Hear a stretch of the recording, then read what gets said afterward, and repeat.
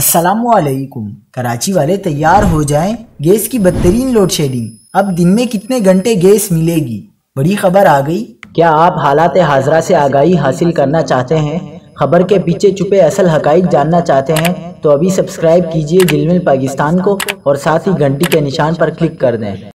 آپ کو بتاتے چلیں کہ سوئی سدرن گیس کمپنی نے رات کے بعد دن میں بھی گیس کی لوڈ شیڈنگ کا اعلان کر دیا۔ اب کراچی میں روزانہ دوپہر 2 بجے سے 5 بجے تک گیس بند کی جائے گی۔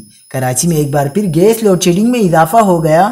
شہر کے بیشتر علاقوں میں دن کے اوقات میں بھی گیس کی فراہمی معطل ہونے لگی ہے۔ ترجمان سوئی سدرن نے بتایا کہ 200 MMCFD گیس کی کمی کا سامنا ہے، جس کے باعث گیس بندش میں اضافہ کیا گیا ہے۔